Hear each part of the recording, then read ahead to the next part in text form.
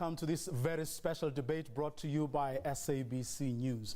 My name is Vuyo Mvoko and I'm going to be your host for the next 50 minutes or so. Well, voting stations across the country ended on Sunday. What the IEC says has been a very successful voter registration weekend. Although young people did turn up to register or verify their registration details, some young South Africans seem unhappy about the performance of political parties, with some of them wondering whether, in fact, they should even bother to register to vote next year. Now, to put this special focus into some perspective, here's a little background. Special attention is to be given to mobilizing the nation's young. The IEC says, disclosing that it has not only embarked on an unprecedented use of social media, but that it also intends spending the bulk of its 230 million campaign budget on them. After all, they constitute 65% of the population, yet less than 50% of eligible young people are on the voters' roll. This category of our people, the youth, is actually going to be at the center of our campaign this time around. And we're trying to do every little thing to capture as many people as possible. And the nation's young can't wait, at least some of them. Now is the most crucial time to vote because the born-frees, those that were born in '94, they are the ones that has a voice now. I don't see why I don't understand why I should trust somebody to do something when they've proven themselves that they're not capable. I'm going to register. And the reason why I'm going to register because I want to be heard. I want my vote to be heard. I won't vote. Why? Because there's not really a political party that stands out for me. Views that political parties better pay attention to if they hope to secure the much sought-after youth vote that has been declared by all, including the IEC, as the focus of campaigns this time around. Vuyo Mvoko, SABC News, Johannesburg. Well, with some of the young people you saw in that insert saying they don't think they should vote or that political parties are not up to scratch, we thought we should invite young people who are leading the youth formations of some of our political parties. Therefore, we're asking political parties who will lay claim to South Africa's future, the youth. What are they offering them as political parties? And here in the studio, I'm joined by convener of the Youth League, Mzwandile Masina. Hi, how are you, ba? And next to him is Papi Muraike from Azapo, Fek Amukelani Ngobeni, the president of Azapo. And joining us from our Durban studios is Democratic Alliance Federal Youth Leader, Mbali Ntuli. Welcome, ma'am. Good evening, Vuyo. And from our Bloemfontein studios, we're joined by Freedom Front Plus National Youth Leader, Wouter Wessels. Welcome to you too, sir. Well, let me start with you gentlemen here in the studio. Obviously, you've been doing your rounds over the weekend. Any major observations, issues that you managed to pick up? No, thank you very much. The ANC Youth League was in Marikana this weekend. We were encouraged by the turnout of our people. What we got a sense from is that indeed Marikana is not a no-go zone area as it was proclaimed by others. We've done work there. We're confident that we're able to get a number of people to come out and register to vote. We will continue doing work to ensure that even those voters, those who have gone out to register, are able to go and vote come 2014. And you're confident they will? We're confident that people of Marikana, they love the African National Congress. I want to ask you why Marikana. We'll talk about that perhaps later. Amukelani, your observations? No, look, where were you today? No, as I speak to you now, I'm coming from Malamlele. You'll understand that there's a serious revolution taking place that side. Very volatile at the moment. Yeah, look, we had a meeting with the people of Malamlele. The people of Malamlele have decided to go against registering.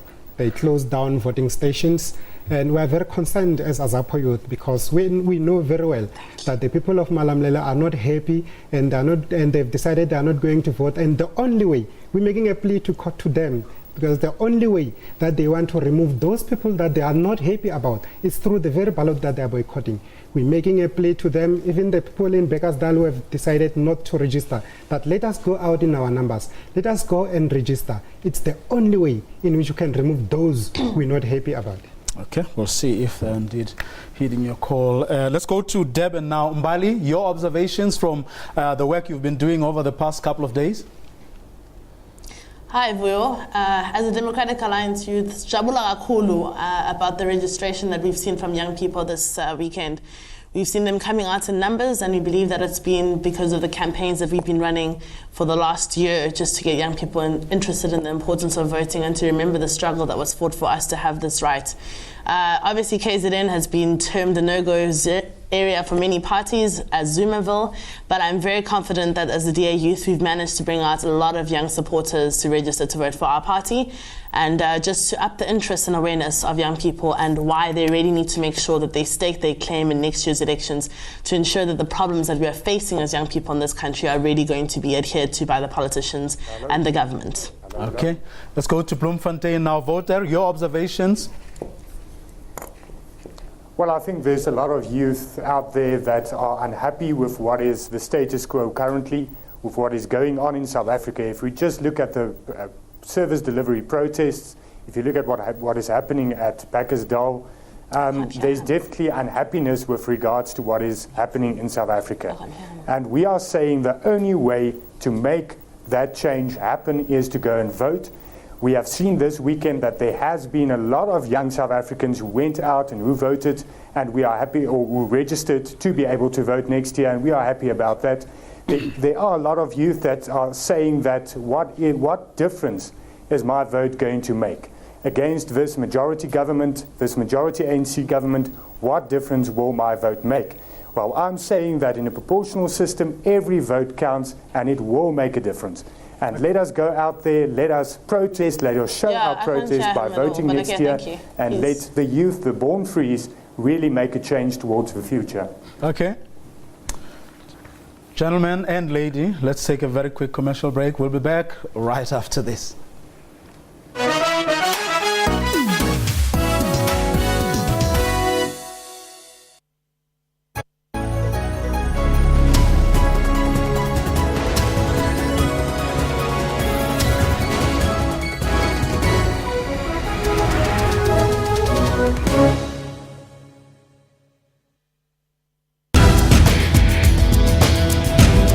Hello and welcome to Network. My name is Sphumelele Zondi. Currently, we've got 3 apps that we've developed: the Q Marshall app, a commuter app, and a taxi association app. The Chinese e-commerce company Alibaba Group Holding has decided to pursue an IPO in New York. Safaricom wants to introduce M-Pesa to Kenya's popular matatu industry. This will enable commuters to pay taxi fares using mobile money. That's Network, Sundays, 7:30 p.m. on SABC News. Why watch the news on SABC? We bring you news in your own language. News that affect you. Sports. We have Catherine Drew, SABC News at the High Court in London. Shervin Brightsby's SABC News. Sarah Kimani, SABC News, Nairobi. We touch and change people's lives. SABC News, Africa's news leader.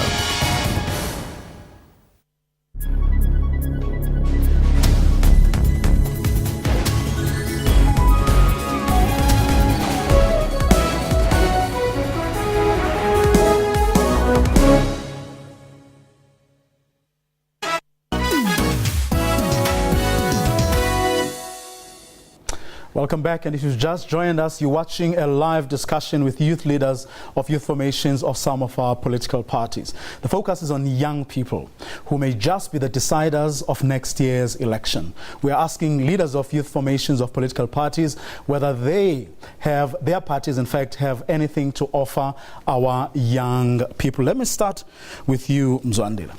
Here's a young person who doesn't know anything about the 100 years that your party has had. You need to convince them in less than a minute as to why they should vote for the ANC. What are you offering them? Look, the ANC has got a good story to tell. We are having 20 years of government. We are having experience. We've done well on areas of education, on health, on creating jobs.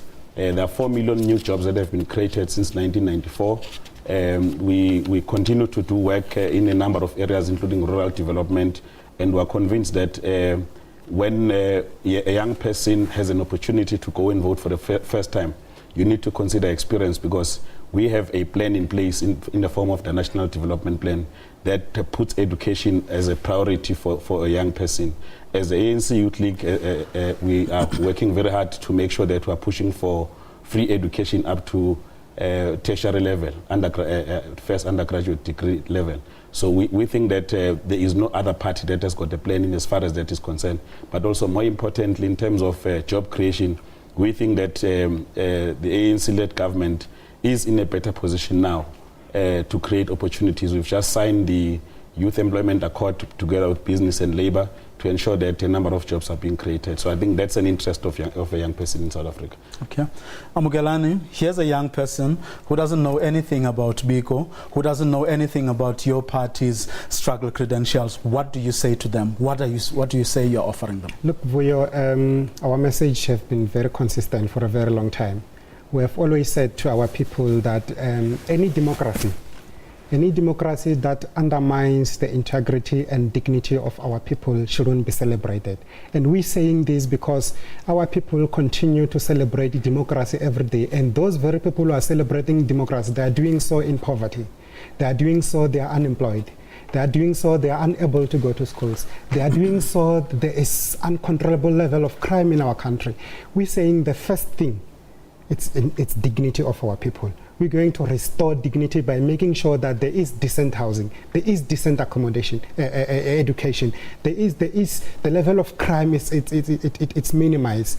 As Azapo Youth, we have been saying, and we will continue to say, that our people, the interests and the hopes of theirs, they cannot be managed by just a mere agency like we've seen in the past 20 years.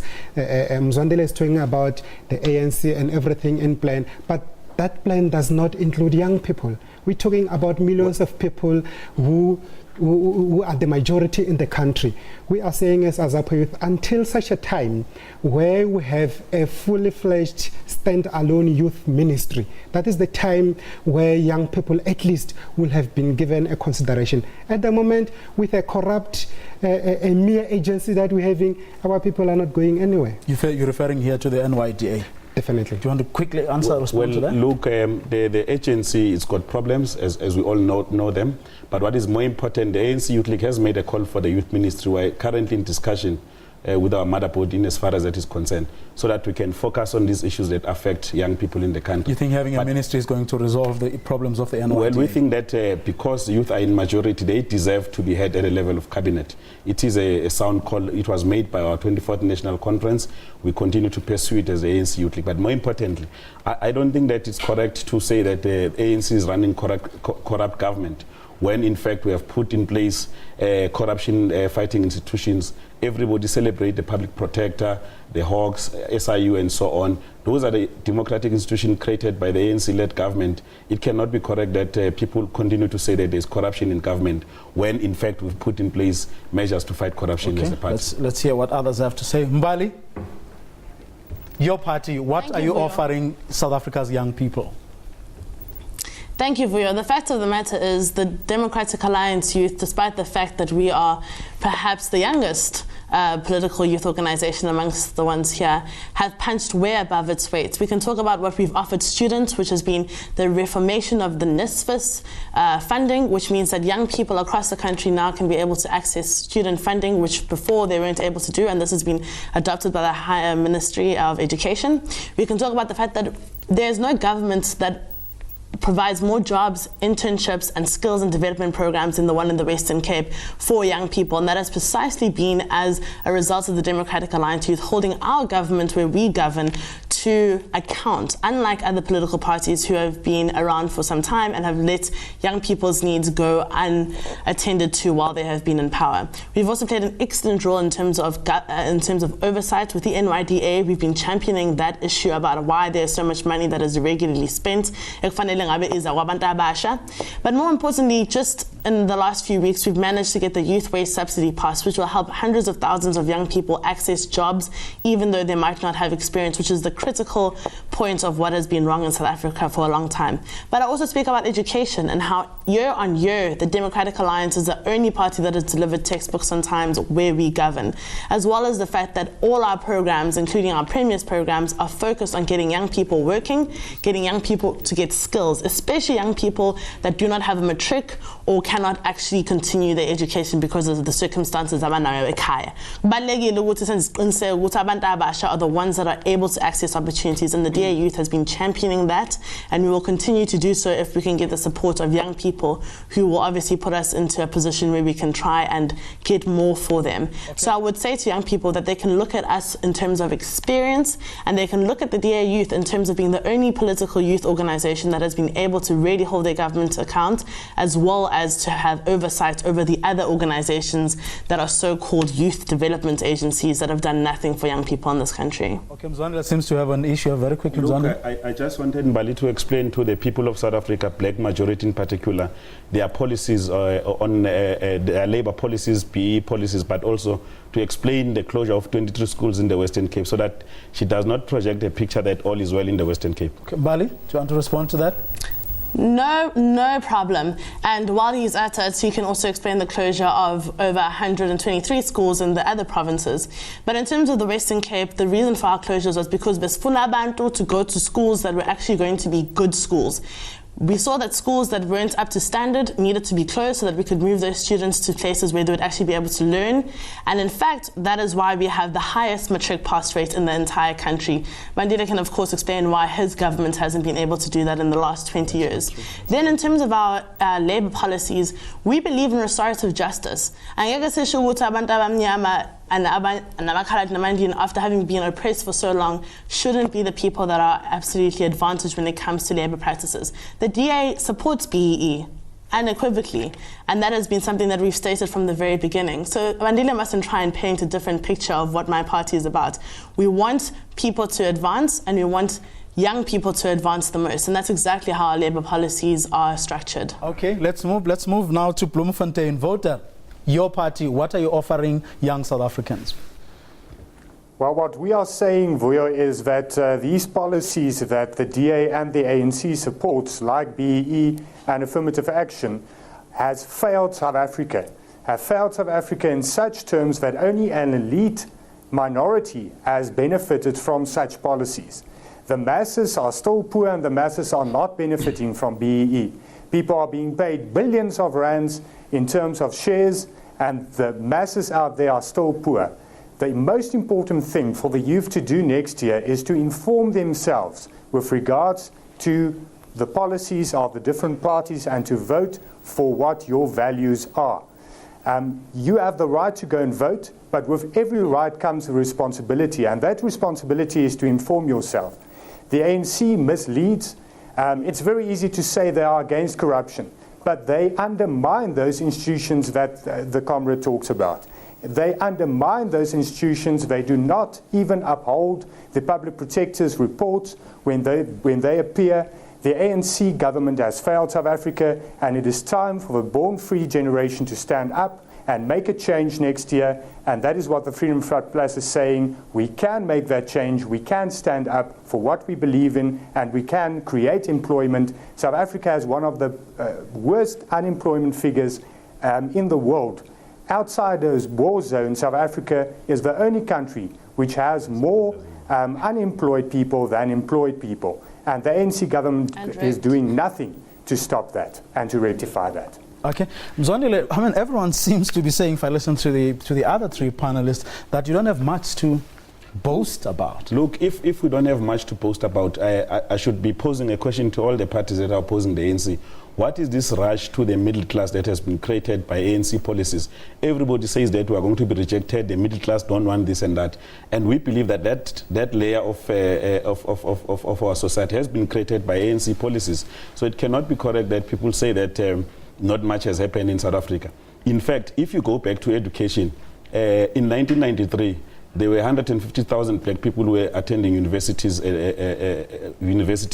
But now in 2012, we have almost 938,000 people attending universities. We have put almost 5.8 billion rand to bursaries. We continue to provide no-frills. 80% of public schools are no-frill schools. We have even added a year in education to have a grade R, where 705 kids are beginning to prepare themselves for education. So it cannot be correct that there is an assumption that the ANC government has failed to do things. And there's all the issues that even Bali is referring to. She's referring to the successes of the ANC-led government. They have failed in Western Cape. You know, if you look at the composition of their cabinet, if you look at the outlook of the program that they are running there, you can see that they want to return apartheid, and we are saying to black majority, they must reject the attempt of the DA to try and hijack a democratic South Africa, including the fact that the way they are so desperate, they even want to claim leadership of the African National Congress, Youth League and the ANC. They project Mandela as their god when Mandela was created by the African National Congress. That's how desperate they are. No, first of all, nobody wants to claim any ownership of the ANC Youth League. Looking at it, it's really just been a league that has been liquidated and has really proved that they are not capable of leading young South Africans. So really nobody wants to claim the ANC Youth League. Mandela is a hero to us all. Many of us started our interest in politics, and the fact of the matter is Mandela was the first president of democracy, and we will continue to say that Mandela is somebody that we look up to in the Democratic Alliance, and the ANC should be proud. They shouldn't be fighting about that. Okay. But secondly, Mzondile needs to say now, the fact of the matter is nobody denies that the ANC has done a lot in this country, but it is no longer able to do so. We see it currently with the rampant amounts of corruption that you have in your party. Not even just in terms of the people that are older politicians, but even in younger politicians that should be setting the way for young people in this country. The NYDA has this entire board under investigation for fraud and corruption. In as much as I wouldn't want to agree with the gentleman from the Front Plus against my wishes, but it's wrong for Mzondile to come here and paint a picture that all is well. The level of anger in our people is right on our face. We see it every day. They are the cause? They are the cause. They are in charge. They are in government. The level of frustration in our people. People are angry. People have been betrayed. People have been lied to for a very long time. Why? It is wrong for him to come here and lie to the people and project a picture that all is well when everything is right on our face. We're witnessing that in our everyday life. He says here that they are running a corruption-free country. Come on, Mzondile. Look, the institutions that you're very proud of, your public protector and all those institutions, you're the first people who run to courts and interdict them when they're actually doing their job. What are you talking about? We are saying, as Azapo Youth, that we know and understand the frustrations of our people. We know and we understand their anger, but we are saying all is not lost. There is still hope. There is still hope. All they need to do is to go out in their millions come next year, to go out and determine their own destiny. And this time around, they have been lied to, they have been failed. The only hope is the Azani People's Organization. He knows himself. Now, look, we expect comments like this. We are a ruling party.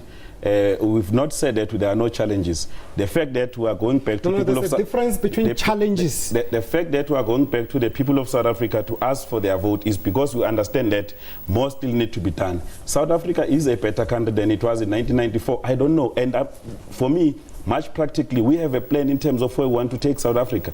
Look at the infrastructure development the ANC-led government is rolling throughout the country. Look at the investment that we are making to public infrastructure and so on. So I don't want to say that nothing is happening in South Africa. It's a lie from my Azapo friend, as much as we respect their political credentials, but we think that this time around they are losing the plot in terms of trying, because I have not seen an alternative party that can challenge the ANC in terms of the program and policies that we are putting forward. Maybe Voter may just come to your rescue. Voter, just hold it there, right there, Mbali. I just want to go to Voter. Voter, your leader is serving in the ANC government as a deputy minister. Yeah, but doing well in agriculture. This politics of... Yes. He's trying to do his part in cabinet as we have a majority government. And as long as the ANC has 66% majority, we should try to use those options where we have a deputy minister which tries to save cabinet and who tries to help South Africa, but it's a very, very enormously difficult task. Well, surely then, if the ANC is as bad as the three of you have been saying, you should take responsibility somewhat. No, we can't take responsibility for a minister, an ANC minister like Lulu Ngwana, who spends 9.8 million rand on one trip to New York. We can't take responsibility for the National Youth Development Agency, which mandate is to create youth employment and enable youth development, but who pays their CEO 2.4 million rand a year. That is completely unacceptable. The ANC has failed South Africa, and I also do not like to agree with my colleague from Azapu, but I must agree with him on this because the people are angry and they are rightfully angry. Thanks very much, gentlemen and lady. We're going to take another quick commercial break. We'll be back right after this.